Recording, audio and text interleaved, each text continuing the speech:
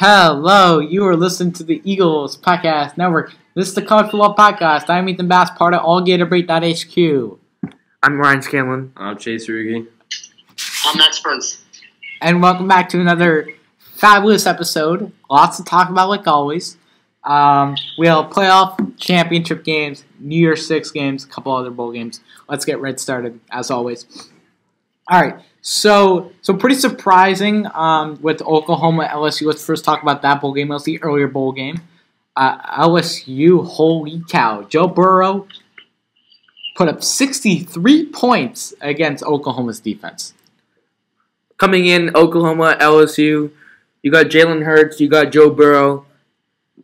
There's the offense, but where was the rest of the Oklahoma team? It's the Big 12. It's the curse of the Big 12 offense, and applying with their defense, as they gave up just 56 points in the first half. Man, Joe Burrow, he's going places. Yeah, great. Yeah, holy cow. Joe Burrow. What are you thinking, Max? And don't forget that they did this without one of the best running backs in the nation, Clyde Edwards-Helaire. Oh, yeah. I mean, Joe Burrow, 493 yards and 7 touchdowns. Of course, added another one on the ground. Justin Jefferson's 4 touchdowns in the air. I mean, this LSU team looks strong going into their game against Clemson. Yeah, but, if we're looking at the other game here, Clemson-Ohio State, this was an incredible game, right? This is the first semifinal. That's the most legit semifinal I've seen yet, because in the college football playoff era, we haven't seen a good semifinal game yet, right?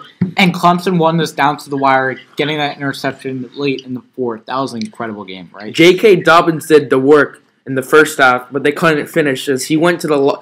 What I think what turned the tables is when he got hurt with the ankle, he went to the locker room, and that's when Trevor Lawrence took off, as he hasn't lost a game since high school. That's incredible. I don't even know he lost in high school.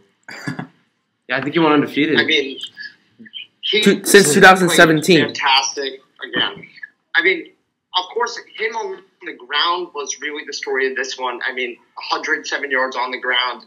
We've never seen that kind of running by him before. So it was honestly very impressive. I'm really impressed. You could say that the refs influenced the game, of course, with the early targeting call and some of the other calls in the game, but you can't deny that Clemson pulled it out in the end. Great job by Clemson, but Ohio State also looked pretty strong. They did, but I was hoping not. Well, I was hoping to see not an Alabama-Clemson matchup again, but I already got one out of the way with Alabama playing the Citrus Bowl, but I was hoping that Ohio State would win that game, because I wouldn't want to see Clemson again with Dabo Swinney and their coaching staff. But as always, they get it done. They always get the job done. They always find a way. Top tier college. Great job by both teams there, but Clemson edged out Ohio State 29-23. I think Oklahoma and Notre Dame should have a permanent suspension from the college football playoffs. Thank you very much. That is a good debate, but I don't think it's going to happen.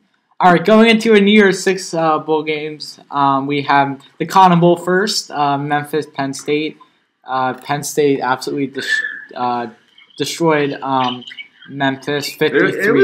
It was close at the time. Not necessarily. It was close until the last couple moments, but I mean, a game we all expected, high scoring, lots of energy by teams. But sometimes when you're big and stronger than the other team, you can't pull it out. And Penn State has a better athlete. Just overall, they played a better game completely. And what about their quarterback stepping up throughout the whole season? He's really shown that he took over Trace McSorley's job, and he is the man. Tyler Clifford. Yeah. And what about Memphis? Their quarterback isn't shabby either. Brady White, 454 passing yards through the air. Man, if Mike Norvell would have stayed, they would have done something. It probably would have been a lot closer, and maybe Memphis could have won. But I think like Penn State was one of the best defenses in the Big Ten. I don't understand now like how they even let up so many points against Memphis. But I mean, it was one hell of a game though down the stretch. Don't forget they have not played in a while though.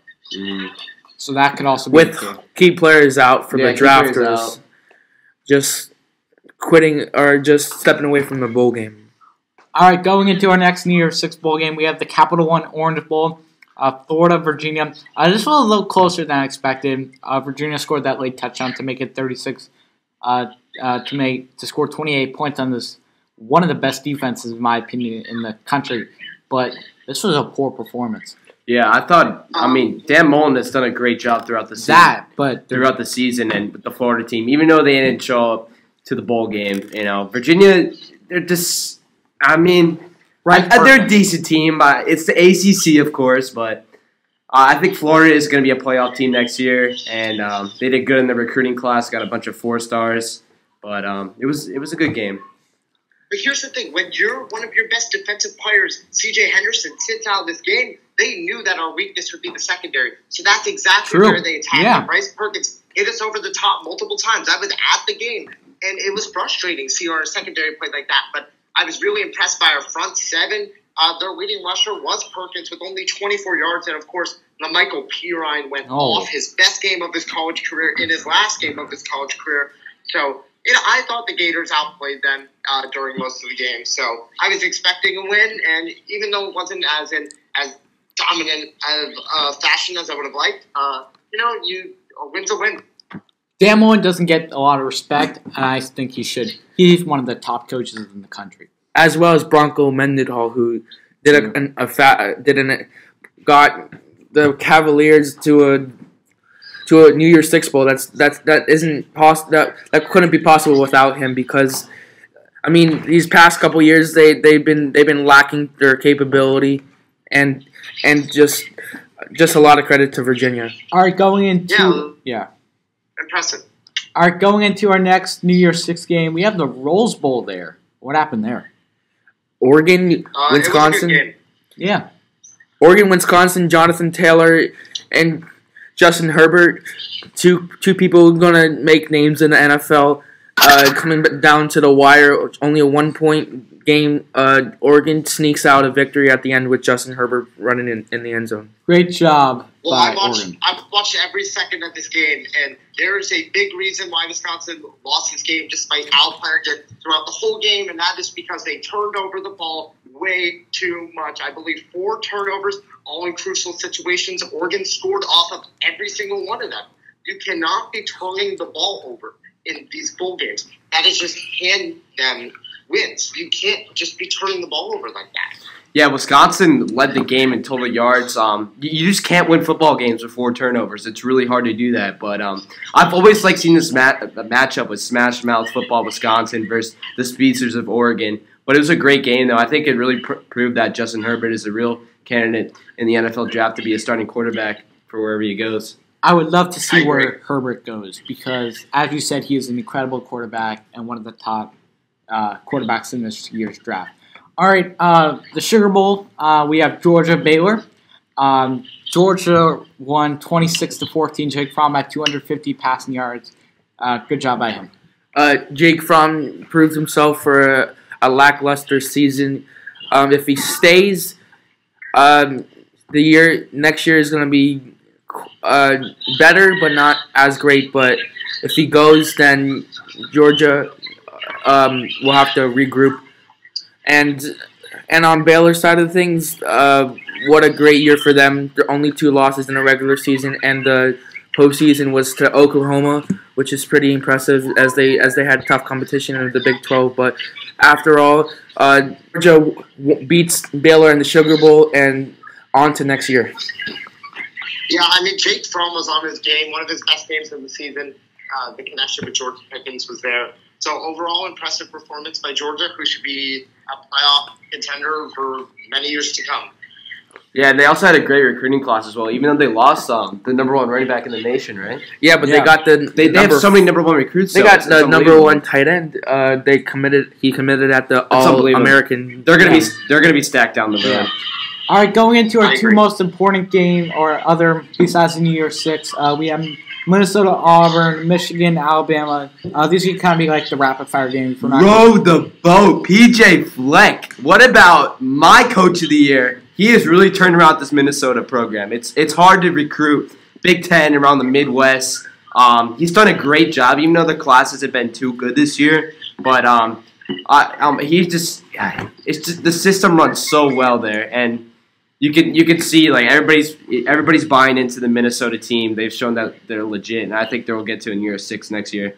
I love it. Yeah, we saw him do it. We saw him do it at Western Michigan, and he finally won the big one. So good for him. Oh, I love it. Minnesota, Auburn. Minnesota's O-line did a great job on the defensive line. Derek Brown, I believe. All they would do is just double team him, and that's what got the job done in the end. Go Gophers. Very surprised. Good job by Minnesota. All right, Michigan, Alabama. Mac Jones, incredible job. 327 passing yards. Great job by him. Mac Jones is going to take over this team as Tua went to the draft. So, and of course, Jerry Jeudy did a great job in the game to progress his NFL draft decision. And Michigan did an okay job, but the first play from scrimmage with Jerry Jeudy getting that 75-yard touchdown completed the whole game. This Alabama team just one of the best teams in the country, so they should be winning these games. Yeah. Yeah, I think Jaron Jeudy, he's the best wide receiver in the nation. In the draft this year. Yeah, he is the man. You got a whole bunch of quarterbacks and wide receivers and running backs to choose from. Stacked draft this year. Yeah, it's gonna be This is like the receiver draft this year. Like these are the best receivers I've ever seen coming out of college football. Very true. Justin Jefferson, if he leaves, CeeDee Lamb, Jerry Jeudy, you got the Minnesota senior that was there. Hey, you're gonna get even third rounders at receiver that are gonna be stacked. They're it's gonna be fantastic. And then it's gonna be another. And then it's gonna be another debacle with DK Metcalf going into the second round with the postseason that he has going on for the Seahawks this year. The game of the week presented by Union Proud Eagles is Clemson-LSU, the national championship game. This is the game we all been waiting for. Clemson-LSU. Who do you got?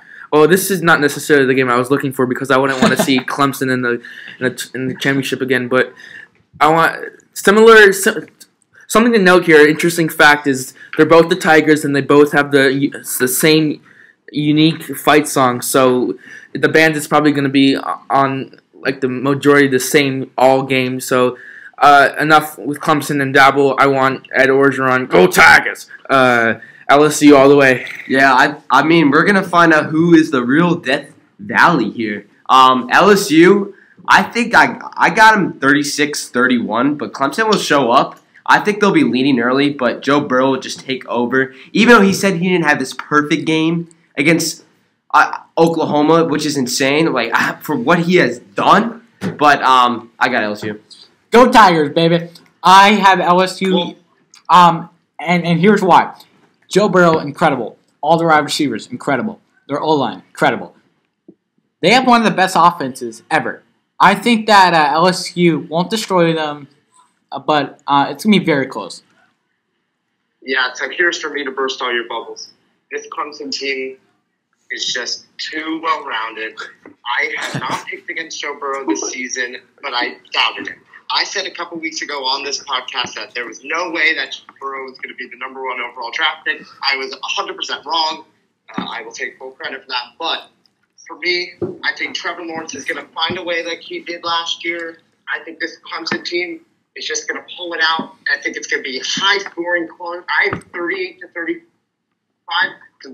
Clemson's game.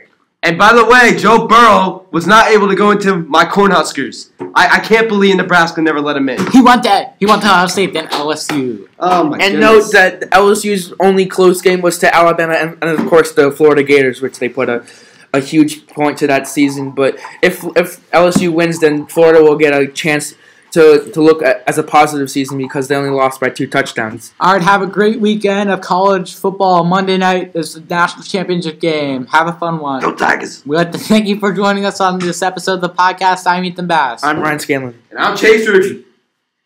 I'm Max Bernstein. And go Tigers! As everyone says, thank you for listening.